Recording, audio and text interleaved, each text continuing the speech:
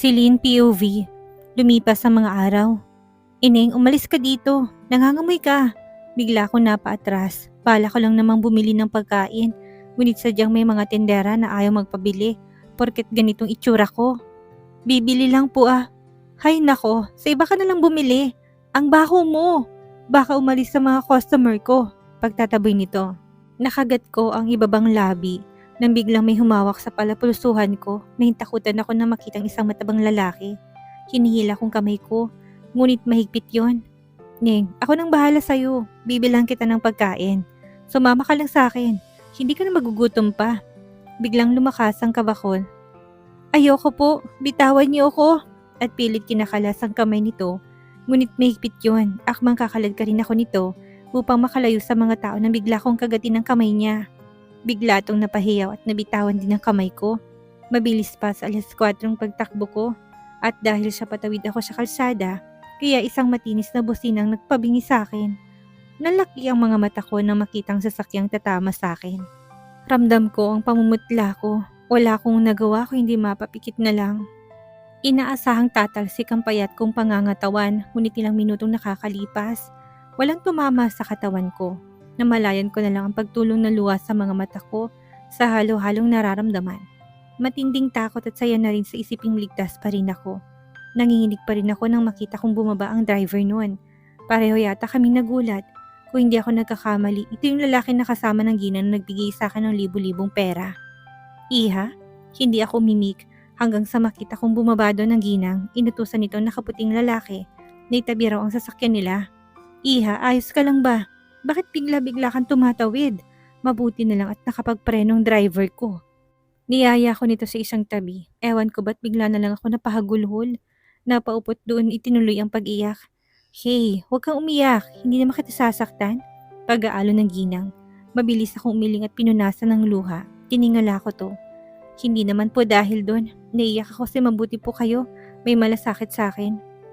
Mabuti pa kayo, mabait sa akin. At saka ako napahikbi. Naalala ko na naman ang tinuturing na magulang. Ang sakit ng isipin na pagkatapos nila akong palakihin. Sasaktan lang pala ako ng mga ito at pahihirapan. Hindi man lang ako minahal ni naawa sa akin habang binubugbog ako ng mga to. Kahit man lang konti, dapat may awa silang maramdaman para sa akin at kahit paano silang nagpalaki sa akin. Samantalang itong ginang nakaharap ko, ang bait-bait. Kahit na ganitong itsura ko, hindi ko nakita dito na nandidiri to sa akin. Natigilan ako ng tumapat to sa pagkakaupo ko. Kaya nga gusto ko tang isama sa bahay para hindi ka na nagpapagala-gala. Masyado ka pang bata. Baka mapahamak ka. Ang daming masasamang tao dito sa mundo.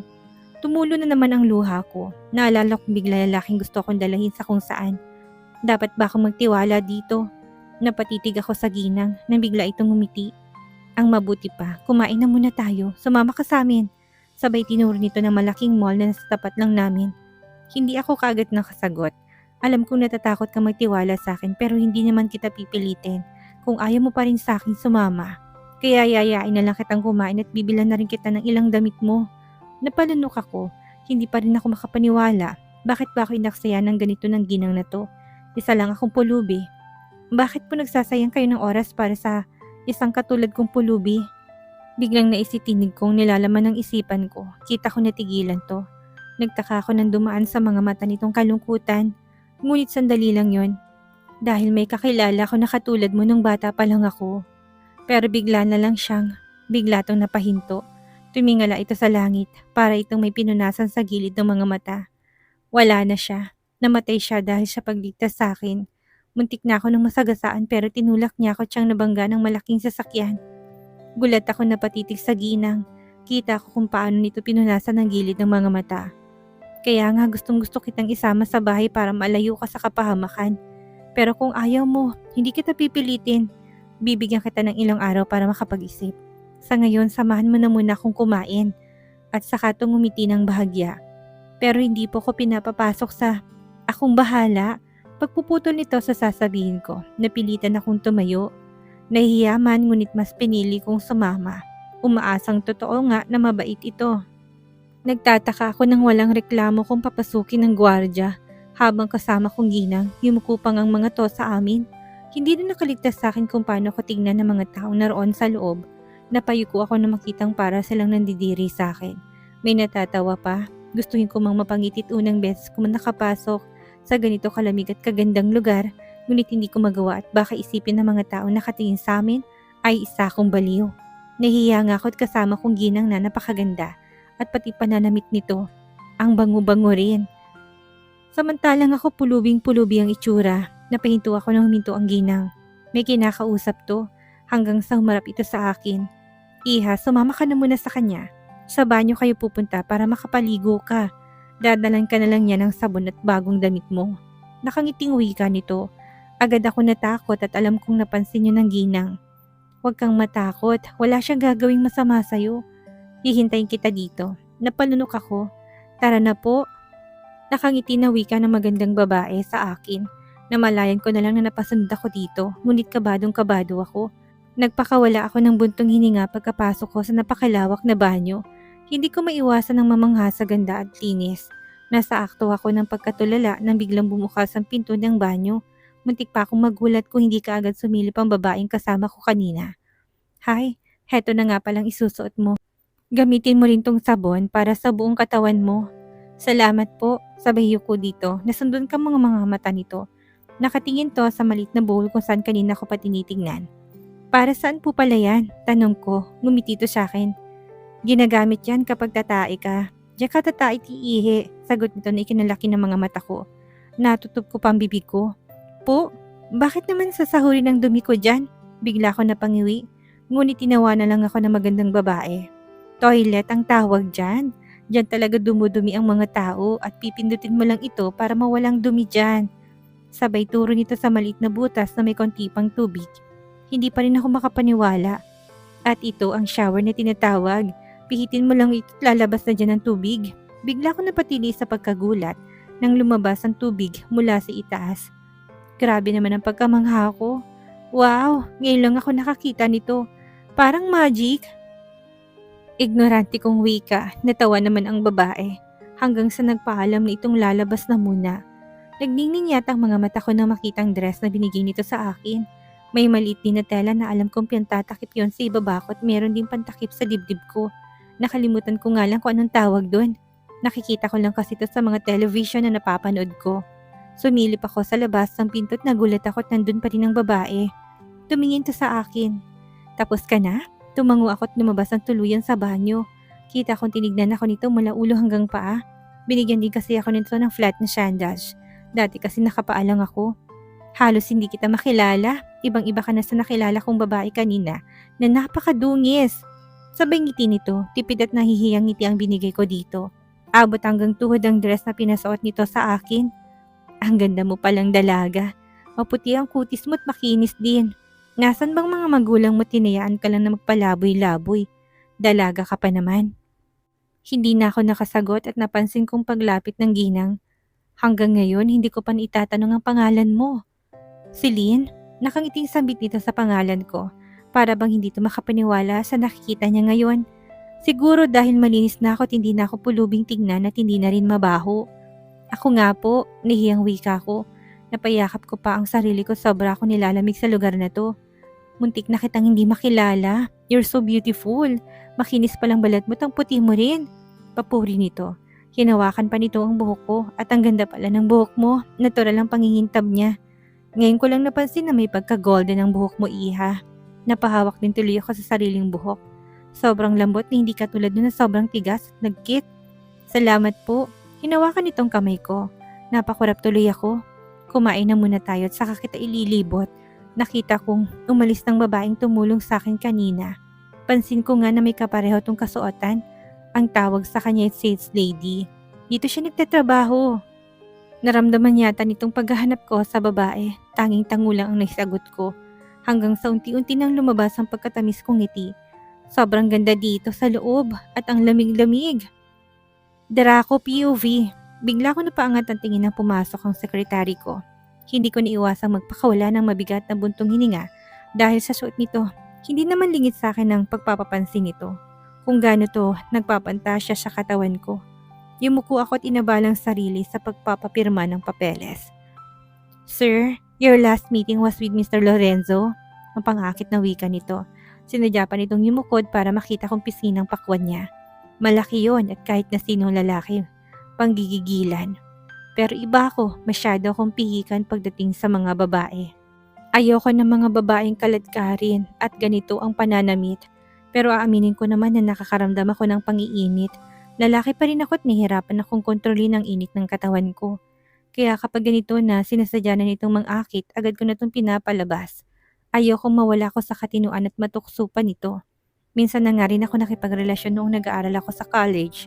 At minsan na rin ako nakatikim ng masarap na putahe sa mga naging ex ko noong binatilyo pa ako. Pero simula nang umupo ako bilang CEO ng kumpanya namin, nawalan ako ng oras sa mga babae at makipagrelasyon man. Inabala ko sarili sa pagpapatakbo ng mga negosyo. Nasabi ko rin sa sarili ko na kung makikipagrelasyon ako ulit, titayakin ko na hindi katulad ng mga ex ko. Madaling makuha at madaling tumingin sa ibang lalaki. Okay, pansin ko na natili itong nakatayo, bigla ko itong tinignan, nakakagat labi ito habang nakatingin sa ibaba ko. Lihim ako na pamura. Ganito ba talaga kabaliw ang babaeng ito sa kargada ko? Do you have anything more to say? If nothing else, you can get out. Pagtataboy ko. Lumunok to. Ikaw sir, baka may kailangan ka sa akin. Biglang lumambing ang tinig nito. Bigla ko siyang naibaba ng pen na hawak ko. Tinitigan ko ang sekretary ko. Nakangiti ito ng buong matamis. Lantaran talaga kung magpakita ng pagkagusto sa akin. Kung mga panahon ko lang siguro nang binatilyo ko, baka kanina pa ito nakatuwad. Do you have a boyfriend, Miss Sanchez? Mabilis pa sa 4:00 umiling to. Bigla rin nangislap ang mga mata. Wala sir, last year pa. Para itong kitikiti na namilipit sa kilig. Last year? Bahagyang tumaas ang kanyang kilay ko. Last year lang palang nawala ng nobyo. Kung makapagharot, akala mo 5 taon nang hindi nadidiligan. Makakalabas ka na. Pansin kong nawala ang ngiti nito sa labi. Hindi ba ako kaakit-akit, sir? Doon kumunot ang noo ko. Tinignan ko to't para talaga atong maiiyak. What do you mean? Alam niyo naman na gustong gusto kita. Excuse me, Sanchez. Ang trabaho mo o ang kalibugan mo? Walang prenong wika ko. Sandali ito natigilan, ngunit ako yatang nawindang sa sinagot nito. Kung kapalit nito ay isang mainit na gabi, handa ako matanggal sa trabaho, sir. Sobrang gusto kita. Araw at gabi yata kitang pinagnanasahan. Bigla ko nabitawan ng ballpen na hawak-hawak ko. Hindi ako makapaniwala na ganito kadesperadang babaeng to. Pero aaminin ko naman na kumislot ang alaga ko dahil sa sinabi niya. Akmang magsasalita ako upang palabasin ito ng malaki ang mga mata ko. Bigla nitong hinubad ang blouse nito, kaya tumambad sa akin ang hiyayamaning katawan nito. Hindi ko naitagong paglunok ko. Tumayo ako para sana pigilan na maistatwa ako sa kinatatayuan. Nalaglag ang bra nito sa sahig. Napasinghap ako nang masilayan ang maputi nitong katawan. Tayong-tayo yun at mukhang ganun ang nangyari sa alaga kong nakatago sa pants ko. Nanikip ang pants ko at parang gustong kumawala ng alaga ko. Sa tagal nito na bilang sekretary ko, ngayon lang ito nagpakita ng ganito sa akin. Talagang baliw na baliw sa kargada ko. Napatitig ako sa malaking pakwan. Gumalaw ang pangako sa matinding pagpipigil na wag ko itong lapitan. Mabibigat ang paghinga ko nang talikuran ko siya. Napapikit ako ng mariin at masakit ng puson ko. Lumabas ka na, Miss Sanchez. Utos ko. Kunti na lang mawawalan na ako ng pagpipigil kung magiging makulit ito. Lalo na taon na rin ang tigang ang alaga ko. Nanigas ako sa kinatatayuan ko nang damahin itong hinaharap ko. Mula sa likuran ko, lalong nanigas ang alaga ko at alam ko na damay ng sekretary ko. Hindi yan ang sinasabi ng alaga mo, sir. Lalo ko napalunok. Uminit ang buong katawan ko. Nababaliw ako sa paggalaw ng kamay nito sa alaga kong natatakpan ng pants ko. Miss Sanchez, nahirap ang bigkas ko. Kung ayaw mo kong ikama sa ngayon, okay lang, pero hayaan mo paligayahin kita. At mabilis nung pumihit paharap sa akin. Hinayaan ko na lang ito tumabot na hanggang dulong pagpipigil ko, pero wala pa rin akong balak na galawin ng babae. Hahayaan ko lang to sa gusto nitong mangyari. Total wala naman akong nobya at wala rin itong nobyo. Walang masasagasaan. Now masaya ka na? Inayos ko sarili ko tumupo ulit sa swivel chair. Nagbihis naman to talagang sa mismong harapan ko pa. Nagpakawala ako ng mabigat na buntong hininga. I think kailangan kong magbakasyon sa Pilipinas. Mas magiging masaya ako, sir, kung nadama ng harapan kong alaga mo. Maharot na wika nito. Unbelievable.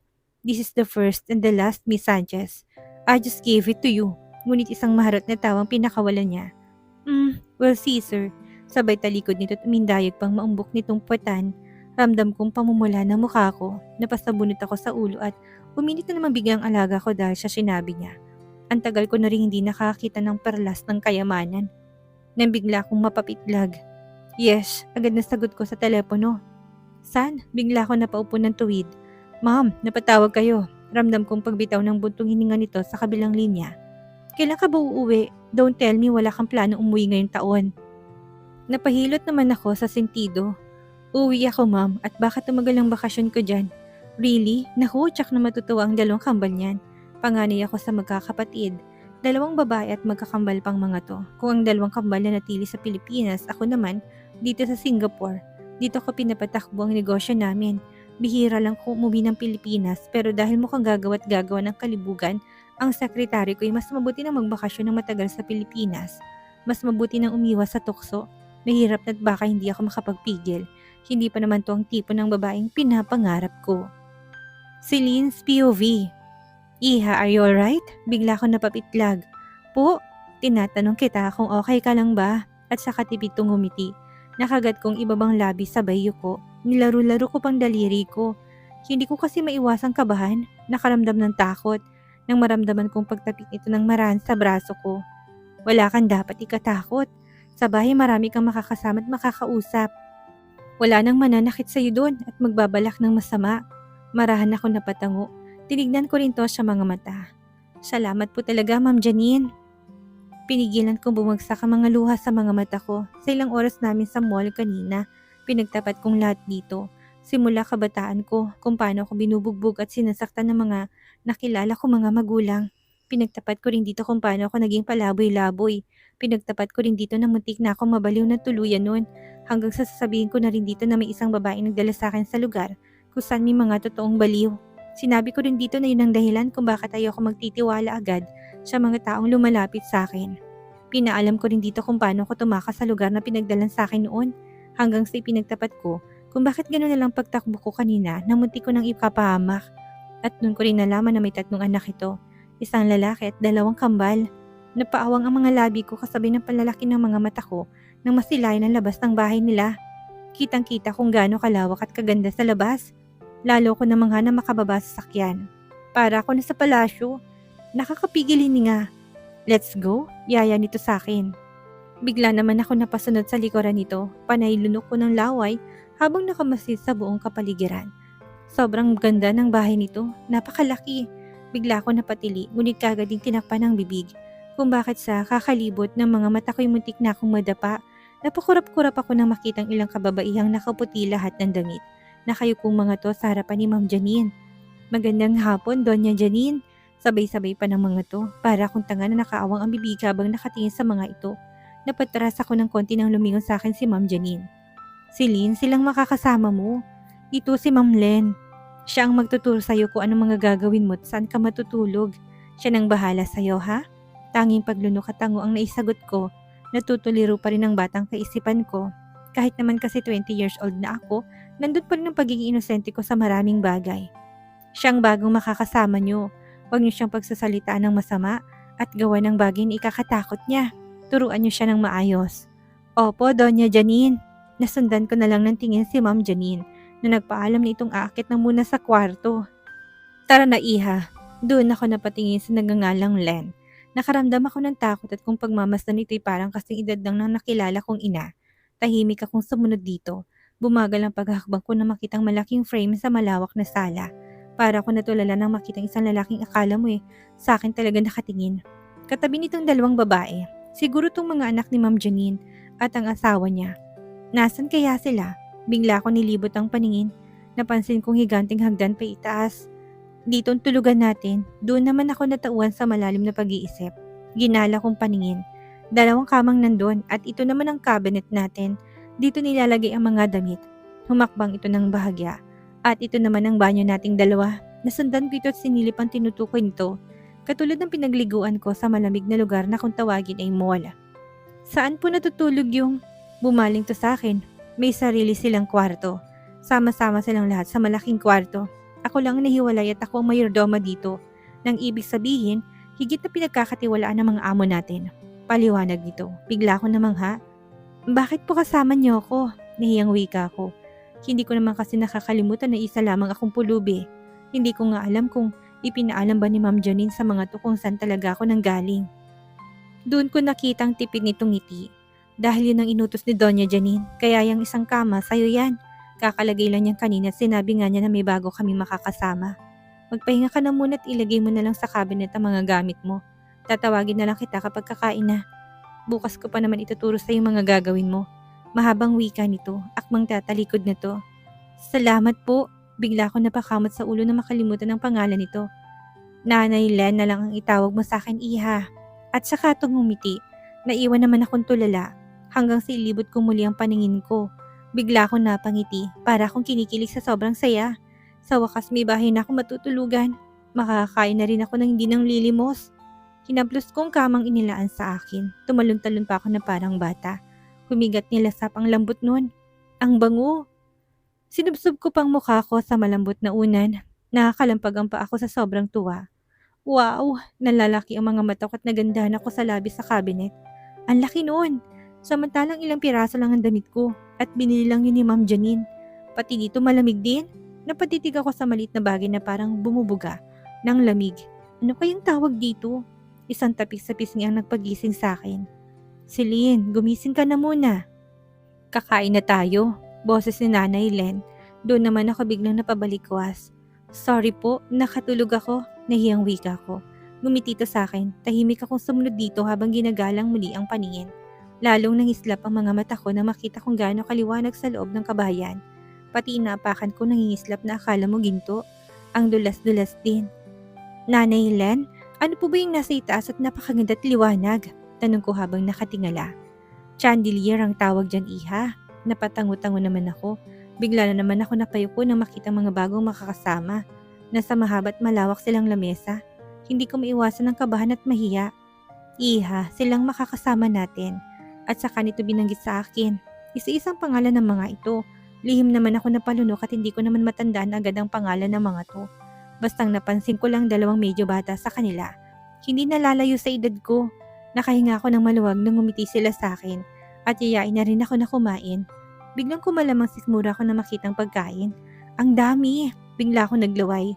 Halos karne ang ulam. Lihim ako napawaw. Kahit na gustong-gusto ko ng kamay ng pagkain, nagawa ko magpigil at ayoko namang isipin na mga ito na natakaw ako. Ilang taon ka na, Celine? Tanong ni Ella. Tinulungan ko na itong maghugas ng pinggan kasama nitong nangangalang Leste. 20 years old. Ikaw, balik tanong ko. 24 na ako. Hindi naman nalalayo sa'yo, sabay ngiti nito. Ako naman 26, segunda ni Leste. Kaya mag-ate kayo sa akin. Napangiti ako dahil sa kabaitan ng dalawa. Masaya ako nagkaroon agad ako ng makakausap. Yung iba kasi medyo maedad na. Masyadong seryosong mga mukha nila. Hindi tulad ng dalawang ito. Halatang makukulit at palangiti din. Ang ganda ng kutis mo, Celine. Para kang anak na mayaman. Si Elang ramdam ko na mulang magkabilang pisngi ko. Hindi naman, nahiyang wika ko. O kaya, ang puti mo't makinis ang balat mo. Malaking bulas ka rin. Mas malaki ka pa sa amin eh. Sabay tawa ni Leste. Nahiya naman ako napapangiti. Taga saan ka pala, Celine? Hindi ka rin ba nakapagpatuloy ng pag-aaral? Tanong muli ni Ella. Muntik nang dumulas ang pinggang nasa kamay ko. Bigla ako nakaramdam ng takot at panginginig ng kamay. Ito na nga bang sinasabi ko? Hindi ko alam kung paano ko sila sasagutin sa tanong nila. Dapat ba akong magtiwala sa mga to? Dapat ko bang sabihin ang totoo kung sino talaga ako? Kasi... Sabay lunok, pakiramdam ko sa sabog ang dibdib ko sa lakas ng kabog noon. Celine, halika na muna sandali. Bigla ako nakahinga ng maluwag. May iwan ko na muna kayo. Paalam ko sa dalawa. Laking pasalamat ko tinawag ako ni Nanay Len. At dito na po nagtatapos ang kabanata ng ating kwento at syanay. Muli niyo po akong samahan sa mga susunod pang kabanata. Maraming salamat po at keep safe everyone.